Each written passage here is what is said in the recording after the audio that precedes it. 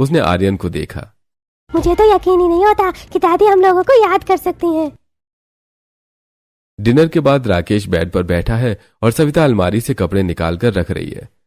बच्चे बगल वाले कमरे में सो चुके हैं। राकेश उठकर आता है और प्यार से सविता का हाथ थाम लेता है। सविता, तुम तैयार हो ना?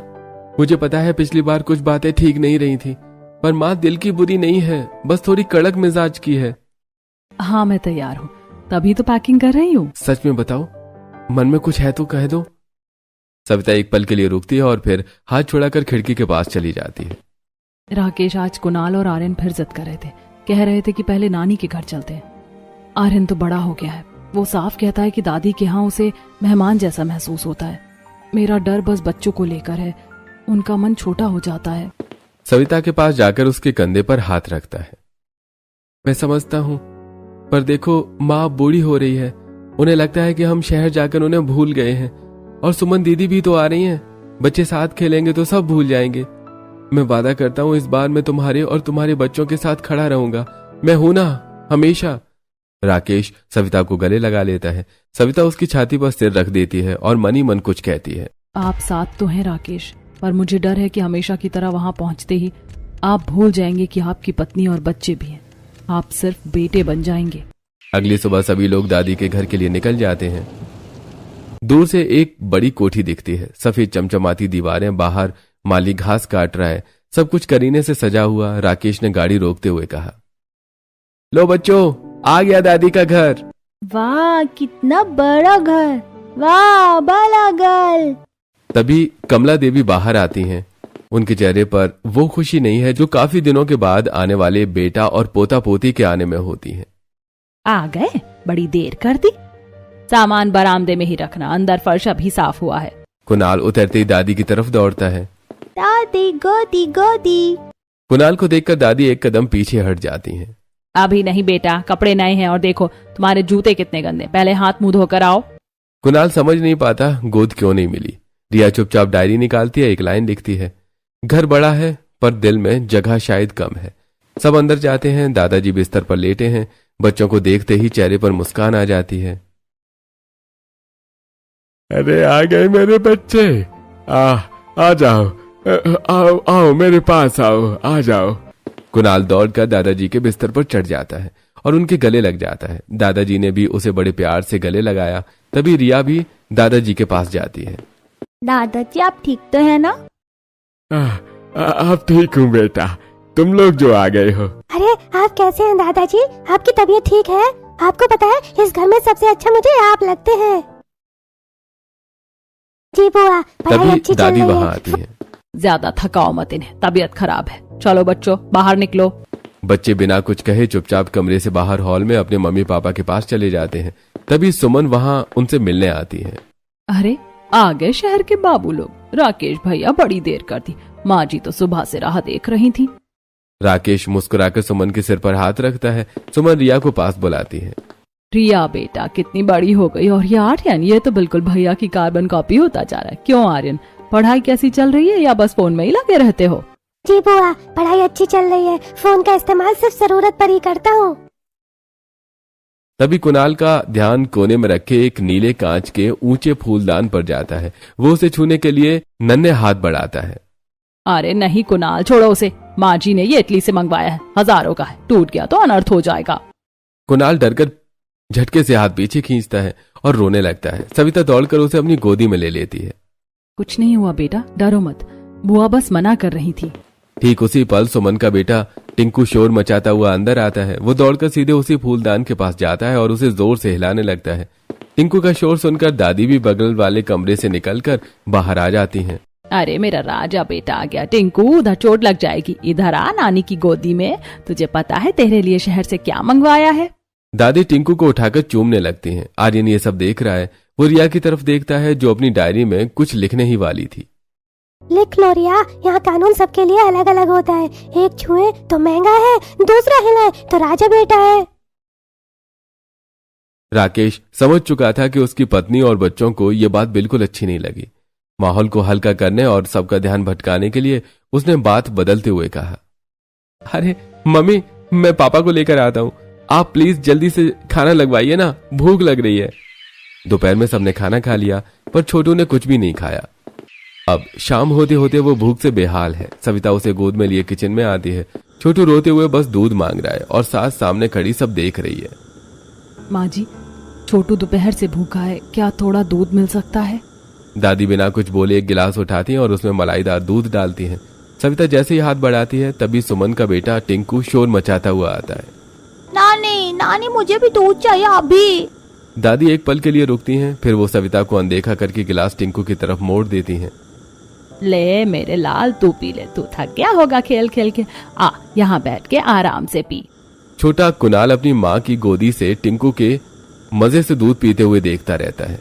तभी सविता कहती है, माँ जी, पर छोटू के लिए? अरे फ्रिज में रखा है कल वाला, वो निकाल लो। शहर के बच्चों को बासी ताजा सब पच जाता है। रिया दरवाजे से ये सब देख रही थी। वो धीरे से पीछे हट जाती है, कमरे में आकर डायरी खोलती है। आज छोटू का दूध टिंकू ने पिया, दादी ने दिया, माँ कुछ नहीं बोली। अगली सुबह दादी के घर के पिछवाड़े एक बड़ा आम का पेड़ है। पके पके पीले आम लटके हुए, खुशबू हवा में घुली है। रिया और आर्यन आंगन में खड़े हैं और ऊपर देख रहे हैं। भैया आम खाएंगे? मांगने पड़ेंगे, यहाँ कुछ अपने आप नहीं मिलता। रिया हिम्मत जुटाती है, दादी के पास जाती है। दादी, पेड़ पर आम पके, हम खाएं? नहीं अभी नहीं, सुबह आम खाने से पेट खराब होता है। पर दादी भूख लगी, मुझे आम अच्छे लगते हैं। मैंने कह दिया ना, बिस्किट हैं शोकेस में, वो खाओ। रिया चुपचाप वापस आ जाती है। आर्यन उसे देखता है। 15 मिनट बाद टिंकू आंगन में आता है, आम के पेड़ को देखता है। नानी आम खाना है। दादी अखबार रखती हैं, माली को आवाज देती हैं। रामू, टिंकू के लिए 2-3 आम तोड़ दे। रिया ये देखती है, आर्यन देखता है, दोनों एक दूसरे को देखते हैं। कोई कुछ नहीं कहता। रिया अंदर जाती है, डायरी खोलती है।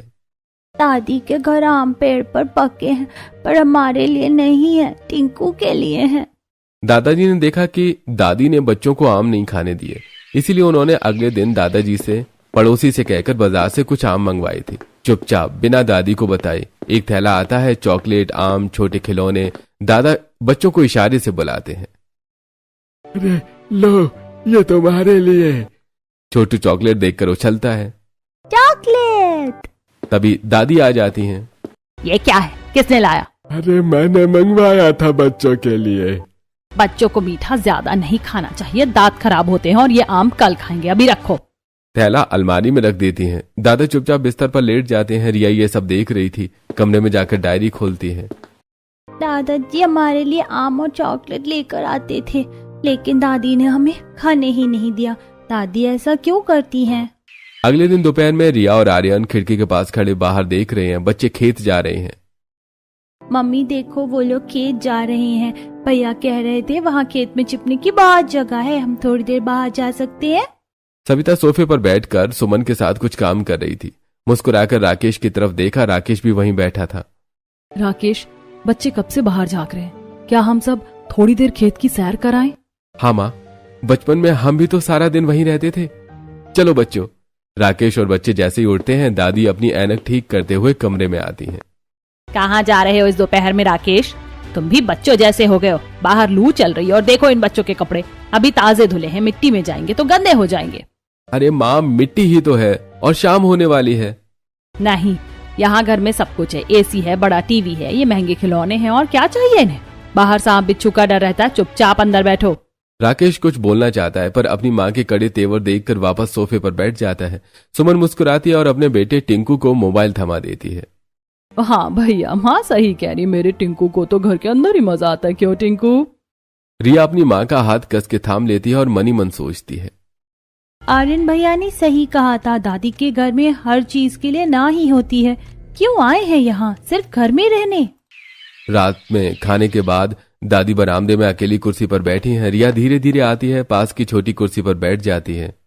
दादी, हाँ, आप कभी गले क्यों नहीं लगाती? दादी रिया को देखती हैं। एक अजीब सी हैरानी उनके चेहरे पर आती है। ये क्या सवाल है? माँ लगाती है, नानी हमेशा लगाती है, जब भी मिलती है पहले गले लगाती है, आप कभी नहीं। मैं तुम्हारी नानी या माँ तो हूँ नहीं, और फिर मुझसे ये सारी फालतू चीजें नहीं होती। पर दादी, मेरी मम्मी कहती है गले वही लगाता है जो आपसे प्यार करता है। क्या आप हम लोगों से प्यार नहीं करती?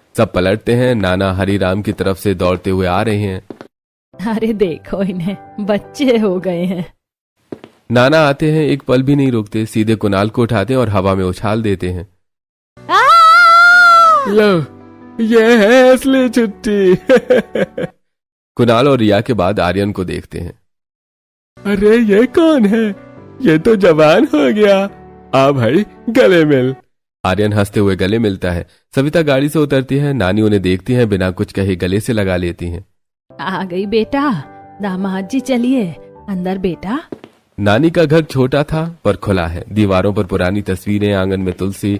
बाहर की आवाजें सुनकर मौसी रेखा किचन से भागती हुई आती है। अरे दीदी आ गई आप। रिया जल्दी आओ मौसी के पास। मासी। मौसी की नजर कुणाल पर पड़ती है। और ये कौन है? ये तो इतना बड़ा हो गया। मैं कुणाल। चल मेरे साथ, आज तेरे लिए खास खीर बनाई है। तभी मामा विकास बाहर से आते हैं। राकेश से मिलने के बाद उनकी नजर आर्यन पर पड़ती है। अरे भांजे आ गया, हाथ मिला। आर्यन हाथ बढ़ाता है। मामा हाथ मिलाने के बजाय उसे एक झटके में कंधे पर उठा लेते हैं। अरे मामा उतारो, मैं 15 साल का हूँ। अरे तो क्या, मेरा भांजा है। पहले बता कितने दिन रहेगा? तेरे बिना खेत सूने थे। सविता ये सब देखती हुई सोचती है। यहाँ आकर सांस आती है, लगता है जिंदगी है। शाम को एक और गाड़ी आती है। मामी प्रिया अपने मायके से आई हैं। शाम को एक और गाड़ी आती है। मामी प्रिया अपने मायके से आई हैं और साथ में गुड्डी और मोनू। नानी दरवाजे पर जाती हैं। मामी को देखते ही वैसे ही बाएं फैला देती हैं। आ गई बेटा, थक गई होगी इतनी दूर से। हाँ माँ जी। बैठ, पानी लाती हूँ। खाना भी तैयार है बेटा। नानी मामी का सामान अंदर रखवाती है। गुड्डी और मोनू दौड़ते हुए आते हैं। नानी झपट कर उठा लेती हैं। मेरी गुड़िया आ गई।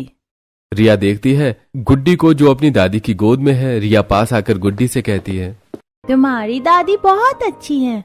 हाँ मेरी दादी बहुत अच्छी है। दादी हमेशा गले लगाती है और मिठाई देती है। रिया की आंखें एक पल के लिए कहीं दूर चली जाती हैं। वो डायरी निकालती है। गुड्डी की दादी उसे गले लगाती है, मेरी दादी नहीं लगाती। क्या मेरी दादी अच्छी नहीं है? रात का खाना बन रहा है। नानी और रेखा किचन में हैं। मामी थकी हुई हैं, बाहर बैठी हैं। नानी खुद एक गिलास शरबत लेकर आती हैं। ले बेटा, लंबा सफर था, आराम कर, किचन मैं देख लूंगी। नहीं माँ जी, मैं भी मदद करती हूँ। अरे आज सफर से आई है, आराम कर, कल से कर लेना बेटा काम। प्रिया बैठ जाती है। सविता ये सब देख रही थी। वो अपनी माँ के पास किचन में जाती है। माँ, आप प्रिया का माँ जैसा ख्याल रखती हैं। बेटा माँ सब बच्चों का एक जैसा ख्याल रखती है। सविता को अपनी सास और ससुराल याद आता है, जहां वो एक दिन को भी आई तो उसे सारी जिम्मेदारी दे दी जाती है। रात में सभी ने खाना खाया, फिर बातें करी। अगली दोपहर मामा बच्चों को देखते हैं। घर में बैठे हैं, बोर हो रहे हैं। चलो। कहाँ? ट्यूबवेल। सब उछल पड़ते हैं। छोटू, मोनू, गुड्डी, रिया, आर्यन सब मामा के पीछे दौड़ते हैं। खेत में दूर ट्यूबवेल चल रहा है। ठंडा है। रुको, पहले मैं जाता हूँ। विकास जूते उतारकर सीधे ट्यूबवेल के पाइप के नीचे खड़ा हो जाता है। पानी उसके ऊपर गिरता है। वो बच्चों को बुलाता है। आओ आओ, क्या देख रहे हो? रिया पहले दौड़ती है, भीग जाती है। आर्यन एक पल झिझकता है, फिर दौड़ता है। कुणाल मामा की गोद में कूद जाता है। मोनू और गुड्डी भी। रिया भीगी हुई, हांफती हुई, हंसती हुई एक पल के लिए कुछ सोचती है। दादी हम लोगों को ट्यूबवेल जाना है, दादी प्लीज जाने दीजिए। नहीं, ट्यूबवेल क्यों जाना है? वहाँ जाओगे, नहाओगे, फिर कपड़े गीले करके घर आओगे, सब गंदा करोगे। बिल्कुल नहीं जाना। तभी गुड्डी रिया को हिलाते हुए कहती है, क्या हुआ दीदी, क्या सोच रही हो? अरे कुछ नहीं, चलो नहाते हैं। सब बच्चे अपनी मस्ती में लग जाते हैं। अगले दिन शाम को नीम के पेड़ पर माया ने झूला बांधा। मोहल्ले के बच्चे भी खिंचे चले आए। सोनू दौड़ता हुआ मुन्नी माँ का हाथ छुड़ाकर, तू रिया का भाई है ना, शहर से आया है? हाँ। आर्यन और सोनू हाथ मिलाते हैं। रिया झूले पर बैठती है, मुन्नी पीछे धकेलती है। कुणाल और मोनू दोनों एक साथ झूले पर बैठने की जिद करते हैं। दोनों बैठो, झूला बड़ा है। चंपा काकी पड़ोस वाली अपनी कुर्सी लेकर बाहर आ जाती हैं। क्या कुंतला, तेरे नाती आए, पूरा मोहल्ला खुश हो गया। हाँ हाँ चंपा, बच्चों की वजह से मेरे घर में रौनक लगी हुई है। पड़ोस वाले रामदीन काका चारपाई खींचकर बैठ जाते हैं।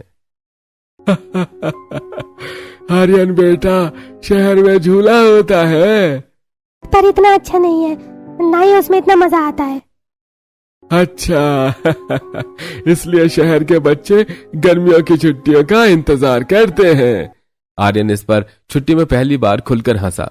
रिया झूले पर झूलती है, तभी उसके मन में ख्याल आता है, दादी के घर सब कुछ महंगा था, महंगा सोफा था, एसी था, शोकेस में सजी चीजें थी, पर छू नहीं सकते थे। यहाँ नीम का पेड़ है, रस्सी का झूला और पूरा मोहल्ला साथ है। तीसरे दिन दोपहर में मामा बाजार से एक बड़ा तरबूज लेकर आते हैं। माँ, तरबूज लाया हूँ, कहाँ है बच्चे? ले आओ आंगन में, बच्चों को बुलाती हूँ। सब आंगन में इकट्ठे हो जाते हैं। नानी पुरानी दरी बिछाती हैं, सब जमीन पर बैठ जाते हैं। मामा तरबूज काटते हैं। तरबूजा तरबूजा लाल लाल तरबूजा। सब हंसते हैं। छोटू तरबूज का टुकड़ा उठाता है, आधा मुंह में आधा बाहर। रस उसकी ठुड्डी से बह रहा है, फिर गले पर, फिर कपड़े पर। अरे देखो, इसे लाल हो गया। रुको रुको, ये तो फोटो वाला मोमेंट है। अरे कुणाल, तरबूज खा रहा है या नहा रहा है इसमें? अरे रहने दे राकेश, बचपन ऐसे ही होता है। अरे गंदगी में भी खुशी ढूंढ लेना, यही तो असली मजा है। छोटू और मोनू एक दूसरे के मुंह पर तरबूज लगा देते हैं। सविता पहली बार इस पूरी छुट्टी में खुलकर हंसती है। आर्यन माँ को देखता है। माँ को ऐसे हंसते हुए कितने दिनों बाद देखा। रिया तरबूज खाते खाते सोचती है, दादी के घर तरबूज आया था। रिया ने तरबूज मांगा। बाजार से आया है, महंगा है, ज्यादा मत खाओ। टिंकू को 2 टुकड़े मिले, रिया को 1। रिया यादों से बाहर आती है। आंगन देखती है, सब हंस रहे हैं। नानी कुणाल का मुंह पोंछ रही है। रिया डायरी निकालती है। दादी के घर तरबूज हिसाब से मिलता था, यहाँ पूरा तरबूज सबका है, कोई गिनती नहीं, कोई हिसाब नहीं। नानी के घर के पीछे एक पुराना आम का पेड़ है। पुराना है पर फल बहुत देता है। अगली सुबह नानी खुद बच्चों को लेकर वहां जाती है, हाथ में एक लंबी लाठी। चलो आम तोड़ेंगे। सब दौड़ते हैं। गुड्डी, मोनू, रिया, कुणाल, सब नानी लाठी से आम तोड़ती हैं। नानी खाएं? अरे इसमें क्या पूछना, खाओ जितना खाना हो, पेड़ पर और भी हैं। सब बैठकर आम चूसने लगते हैं। मुंह पर रस, हाथ चिपचिपे। रेखा आर्यन से कहती है, गुटली फेंकने का कंपटीशन करते हैं। चलो। रिया आम चूसते चूसते एक पल रुकती है। दादी आम खाएं? नहीं, सुबह पेट खराब होता है और सिर्फ एक ही मिलेगा दोपहर में। रिया पेड़ की तरफ देखती है, एक पत्ता तोड़ती है। घर जाकर अपनी डायरी में वो पत्ता रखकर लिखती है, दादी के घर आम पेड़ पर थे, पर हमारे लिए नहीं थे। यहाँ नानी कहती है जितना खाना खाओ। ऐसा क्यों? 5वें दिन मामा ने रात को ऐलान किया था, कल पिकनिक पर चलेंगे। रात भर पराठे, अचार, लड्डू, खीर बनेंगे। सुबह सब निकले। गांव के बाहर एक छोटी सी नदी। मामा और आर्यन पत्थर उछाल रहे हैं। सोनू भी साथ में है। मौसी और रिया किनारे फूल चुन रही हैं। मुन्नी भी। मामी और सविता पास बैठी बातों में डूबी हैं। दीदी, आप बहुत शांत रहती हैं। तुम बहुत हंसती हो। माँ जी ने सिखाया, वो कहती है घर में एक इंसान हंसता रहे तो घर जिंदा दिल रहता है। सविता मुस्कुराती है। नानी पास में बैठी कुणाल को खाना खिला रही हैं। कुछ देर बाद प्रिया विकास के पास चली जाती है। तभी वहां राकेश आता है और सविता से कहता है, यहाँ आकर तुम भी खुश और रिलैक्स लग रही हो। शायद यहाँ कोई जज नहीं करता। तभी सविता के पापा पास आकर बैठते हैं। थक जाती हो ना सब संभालते संभालते? हाँ, यहाँ आकर याद आता है मैं भी किसी की बेटी हूँ। और हमेशा रहोगी। रिया दूर से देखती है और डायरी लिखती है। नानी के घर में सब कुछ नहीं है, पर जो है वो बहुत अच्छा है। पिकनिक के बाद रात में सब थके हुए हैं। बच्चे जल्दी सो गए, पर रिया जाग रही है। नानी आती हैं, चारपाई पर रिया के पास बैठ जाती हैं। बिना कुछ कहे रिया के बाल संवारने लगती हैं। रिया आंखें बंद कर लेती है। नानी धीरे धीरे गुनगुनाती है, चंदा मामा दूर के, हुए पकाए बूर के। नानी और नानी हंसती है, गाती रहती है, फिर झुककर रिया के माथे पर चूम लेती हैं। रिया की आंखें खुलती हैं। नानी आप इतना प्यार कैसे करती हो? क्या मतलब बेटा? दादी तो कभी नहीं करती, कभी गले नहीं लगाती, कभी माथे पर नहीं चूमती। बेटा हर इंसान अलग होता है। दादी का भी प्यार है, बस उनका प्यार दिखाने का तरीका अलग है। और गुड्डी की दादी वो तो अच्छी है, तो मेरी दादी क्यों नहीं? नानी जवाब नहीं देती, बस रिया के बाल सहलाती रहती हैं। कभी कभी लोग प्यार करना भूल जाते हैं, पर याद दिला दो तो याद आ जाता है। याद दिलाना, पर कैसे?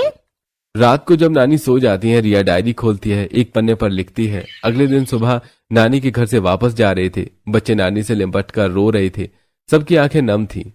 अरे चलते हैं, बहुत अच्छा लगा यहाँ। गाड़ी चल पड़ी, हाथ हिलते रहे जब तक नजरें साथ देती रहीं। वापसी में एक रात दादी के घर रुकना था।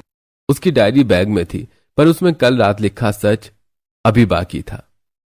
पापा, मम्मी ठीक है, आप दो। अरे बच्चे, मुझे